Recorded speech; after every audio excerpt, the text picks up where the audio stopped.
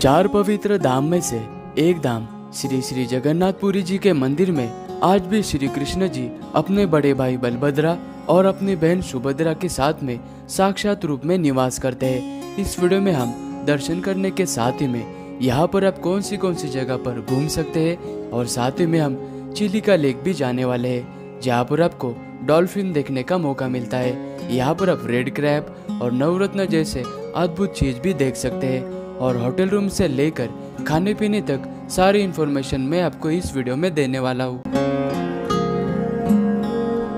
जगन्नाथ धाम आने के लिए पूरी रेलवे स्टेशन तक आना होगा या फिर आप भुवनेश्वर रेलवे स्टेशन तक आकर वहां से बाय बस से जगन्नाथ मंदिर तक आ सकते हो।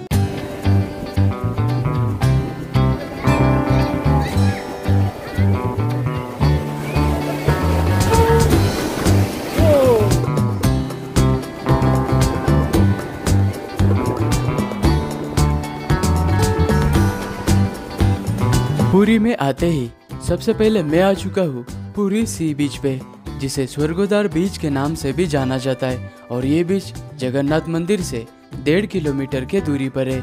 और जो भी भक्तगण दर्शन करने आते हैं वो सबसे पहले इस बीच में स्नान करके फिर मंदिर में दर्शन करने जाते हैं। कई भक्तगण दर्शन करने के बाद इस बीच पर तो आते ही है। और यहीं पर पास में गोल्डन बीच भी बना हुआ है, जिसे ब्लू फ्लैग का टैग भी मिला हुआ है। लेकिन यहाँ पर जाने के लिए 20 रुपीज एंट्री फीस लिया जाता है। और ये बीच भी बहुत ही ब्यूटीफुल है।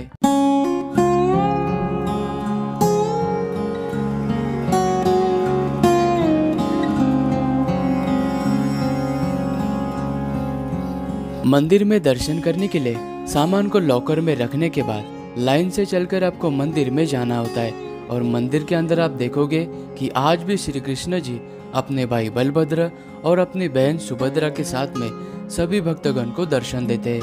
और भारत में एकमात्र ऐसा मंदिर है, इस मंदिर का ध्वज हर रोज बदला जाता है और इस मंदिर का ध्वज हवा के विपरीत में बहता है। ना तो इस मंदिर के ऊपर से कोई प्लेन उड़ता है ना कोई पंछी। और दर्शन हो जाने के बाद मंदिर परिसर के अंदर ही आनंद बाजार बना हुआ है, जहाँ पर आपको भगवान को चढ़ाया हुआ प्रसाद मिलता है, जो कि बहुत ही स्वादिष्ट होता है। और मंदिर के टोटल 4 गेट है, उन्हीं में से साउथ गेट यानी अश्वद्वार से भगवान को हर रोज प्रसाद लेकर जाया जाता है।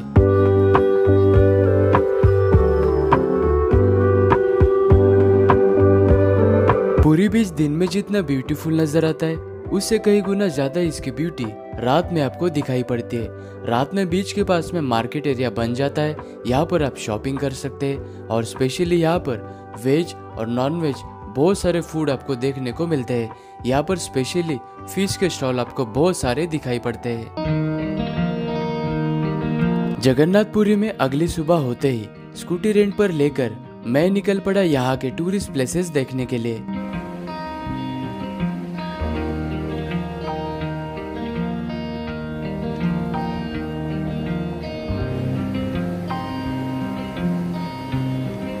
जगन्नाथपुरी से ब्यूटीफुल 1.5 घंटे के ड्राइव करने के बाद मैं पहुंच चुका अभी चंद्रभागा बीच पर। चंद्रभागा बीच जगन्नाथपुरी से 30 किलोमीटर की दूरी पर है। और इस बीच की स्पेशल बात यह है कि यहाँ की लहरें बहुत ही ऊंची उठती है और इस जगह पर बहुत ही कम टूरिस्ट आते हैं। और ये बीच उड़ीसा का सबसे क्लीनेस्ट बीच है, तो इस जगह को मिस मत करना।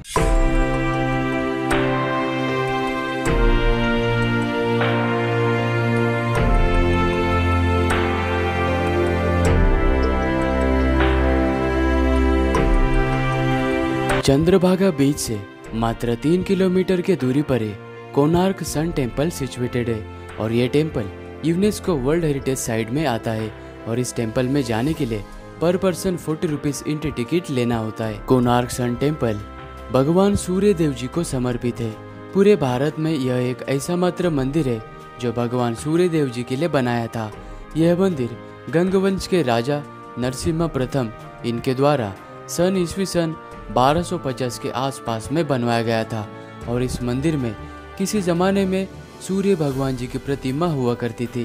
प्रतिमा निकालने के बाद इस मंदिर की पूजा अर्चना बंद की गई और अंग्रेजों के द्वारा इस मंदिर के द्वार भी बंद कर दिए गए थे। सूर्य भगवान के रथ की तरह ही इस मंदिर का स्ट्रक्चर बनवाया था और आज भी इस मंदिर के चारों तरफ आपको 12 चक्र दिखाई पड़ते हैं जो कि 12 महीने को दर्शाते हैं और ये चक्र वक्त भी बताते हैं।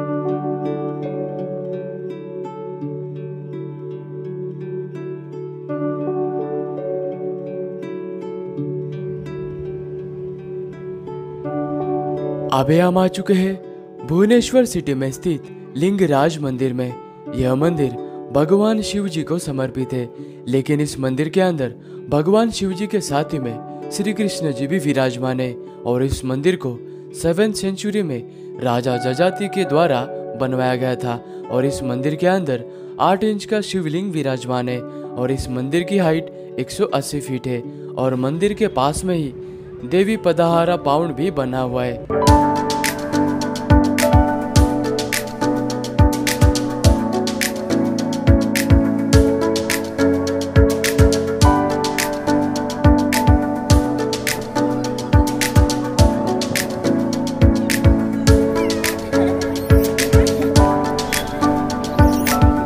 अभी हम उदयगिरी और खंडगिरी गुफाओं के पास में है। यहाँ पर पर्सन 20 रुपीज एंट्री फीस लिया जाता है। ये गुफाएं जैन भिक्षु की तपस्या स्थली हुआ करती थी और यहाँ पर टोटल 33 गुफाएं बने हुए, जिसमें से 18 गुफाएं उदयगिरी में बनी हुए और ये गुफाएं महामेघवान राजवंश के समय की है, जिसने कलिंगा पर दूसरे सदी से लेकर 5वीं सदी तक शासन किया था। नीचे गुफाएं देखने के बाद सीढ़ियों से चलकर आप जैसे ही ऊपर आते हो, यहाँ से आपको भुवनेश्वर शहर का बहुत ही अद्भुत व्यू नजर आता है और यहीं पर आपको नेचर की ब्यूटी भी दिखाई पड़ती है। उदयगिरी गुफा के बिल्कुल पास में ही रोड क्रॉस करते ही आपको ये वाली सीढ़ियां नजर आएगी और इन सीढ़ियों से चलकर आपको उदयगिरी से खंडगिरी गुफा तक जाना होता है। 33 गुफाओं में से खंडगिरी में 15 गुफाएं बने हुए और यहाँ पर एक मुख्य मंदिर भी है। यहाँ पर भी भक्तगण दर्शन करने जाते हैं।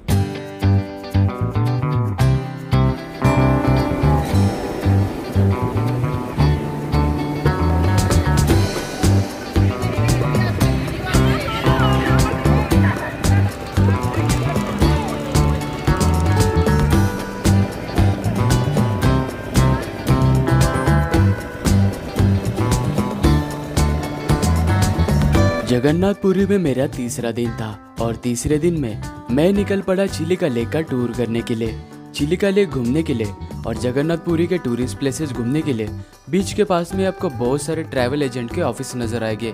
यहाँ से आप बस का टिकट बुक कर सकते हैं और चिलिका लेक जाने के लिए बस का टिकट पर पर्सन 200 रुपए का होता है और 1 घंटे में बस आपको पुरी से चिलिका लेक के पास में लेकर आती है। चिलिका लेक पहुँचने के बाद सभी टूरिस्ट से 300 से 400 रुपया बोट का टिकट लिया जाता है और ये चिलिका लेक 70 किलोमीटर में फैली हुई है और ये चिलिका लेक समंदर का ही हिस्सा है।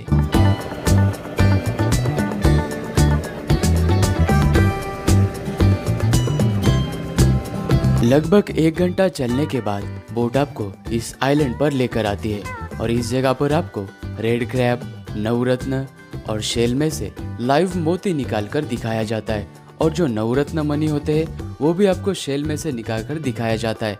अगर आप चाहे तो बार्गेनिंग करके ये खरीद भी सकते हैं। आइलैंड से निकलकर आधा घंटा चलते हुए बोट आपको डॉल्फिन पॉइंट पर लेकर आती है। इस जगह पर आपको डॉल्फिन देखने का मौका मिलता है, लेकिन ज्यादा बोट का साउंड होने के कारण डॉल्फिन हमें बहुत ही कम नजर आया, तो हमारा बोट निकल पड़ा एक ब्यूटीफुल आइलैंड की तरफ।